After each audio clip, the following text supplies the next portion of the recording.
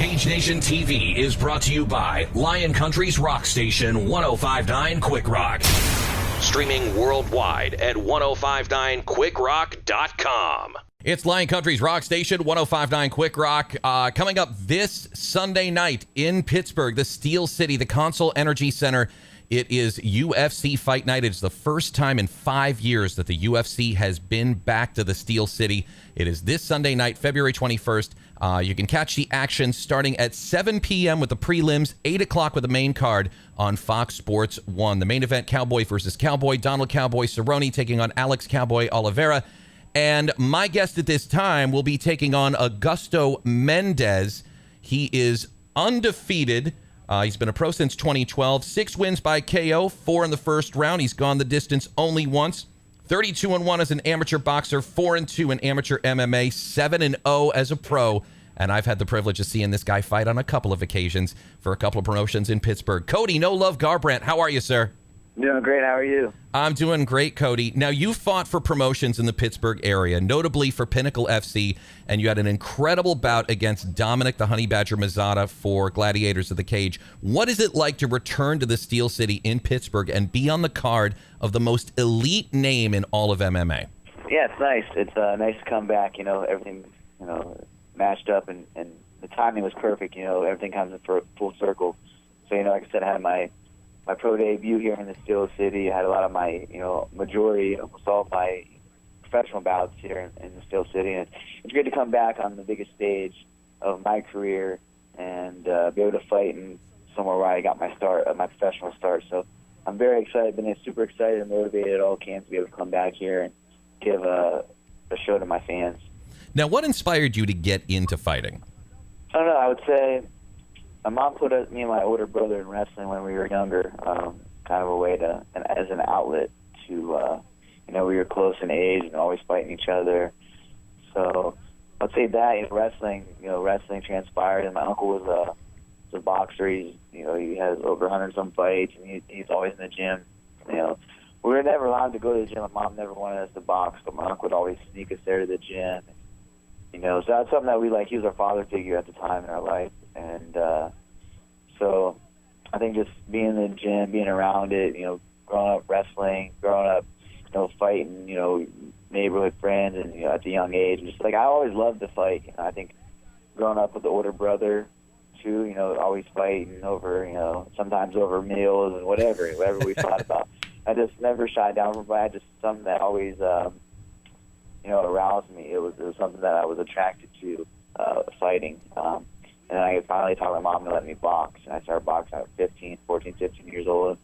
And I fell in love with it. Fell in love with going in there and fighting another man, and really the only way to get out of there is either knock him out or win, or, there's only 2 ways out of a ring or a cage. So sure. Then boxing and wrestling transpired into going into the cage. You had to be 18. So jumped in the cage, and, man, that was just something I loved to do because you could use all your weapons, your kicks, your takedowns, your chokes, your punch, everything, So it was something like, I felt like, a modern-day gladiator going in there, and it was something awesome.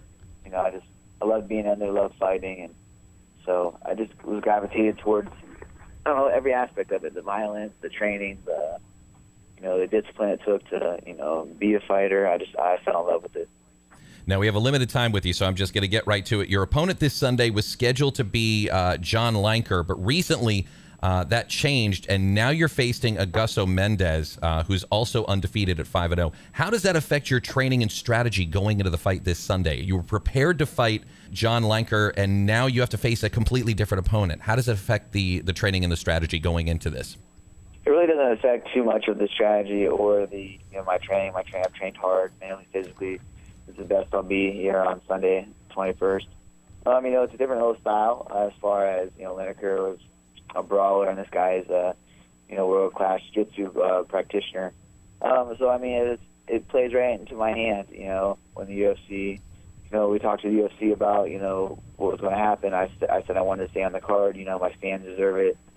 So I wanted to stay, and it didn't matter who they gave me, and they drew Augusto Mendez, and, on the 21st, it's still business for me. No matter what happens, and I'm going to go out there and fight.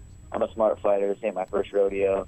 I have so many fights since I was young. younger to now that should prepare me for these times. You know, I truly believe I'm the best in the world, so I believe you have to beat everybody anyways, to be the best in the world. So this is only going to be a good experience for me in my career on the way towards the world title. Now, what is your training regimen like on a daily basis? What do you do to get prepared for a fight? I pretty well-rounded, do it all, the kickboxing, the wrestling, the BJJ. Then you incorporate your strength and conditioning and then your pad session. So you're training, sometimes 4 to 6 hours a day, sometimes 7 days a week, it depends on how your body holds up. But I usually like a rest day. For a low-impact day, I'll do some yoga or, like a long run, long jog, and some yoga, and work on my flexibility and just all that stuff. So, a lot goes into it. Then you have to, worry about your nutrition, your quality of your food that you're eating so your body can output at that high level of training and velocity that you put it through. So, a lot goes into it. But, I'd say a lot of training, strength and conditioning, pad work, timing, peaking. It's all a process. Now, with this being Thon weekend here in State College, it only seems to fit about talking about a young man who's been like a little brother to you, Maddox Maple. Tell us a little bit about Maddox and the relationship you have. What this young man means to you. Yeah, Maddox Maple, he's my little brother. We met on unfortunate circumstances. He was a kid in my hometown that was battling leukemia. He was diagnosed with leukemia at 5 years old, and we kind of met through my brother. Saying we should do like something for his family and him. When I was an amateur fighter, I, donated proceeds of my ticket sales and all my ticket sales to his family for one of my fights and shirt sales. So, that's how we kind of got together. We stayed in touch when he was in the hospital, and I was really felt like I could help out, or just show him that we were there to, he doesn't have to fight this battle alone. And then after he got out of the hospital, I went and met him and his family, and ever since that first time I met him, it left an impression on me that I couldn't stop thinking of him. I was like, here's a kid that's fighting for his life. He has a smile on his face, and it's, I don't know, just, his story to me and someone just from being from my hometown was very, it was emotional. It had a lot of emotions in it. I just felt really attached to him after meeting him, and we stayed in touch. We did the fight and then another fight, and then he finally came to my fights, and I would take him up for school, surprise him for school, and taking a lunch. I'm his sister. Go and see him when I was in town, and then he started walking me out to the cage, and the fight in his battle through leukemia, and then we made it to the UFC together, and that whole story it's been remarkable. It's been a journey to say the least, and I'm glad that him and his family are with me every step of the way.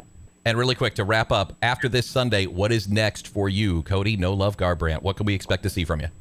Whatever, I like to stay busy. 2016 I think is my breakout year in the UFC, and I'm looking for great fights, that will put me to the top 10, top 5, and eventually get my world title shot. All right, well, Cody, best of luck this weekend. We're hoping you go 8-0. We'll all be watching this weekend FS1 for UFC Fight Night. It is Cowboy versus Cowboy in the Steel City, and tickets are still available at Ticketmaster.com and the Dick's Sporting Goods box office at Console Energy Center. So if anybody wants to head out to the fight in Pittsburgh, it's not that long of a drive from Happy Valley. Cody, thanks for joining us. It's a pleasure to talk to you, sir. Thank you. More rock on the way next. It is Lion Country's Rock Station, 105.9 Quick Rock.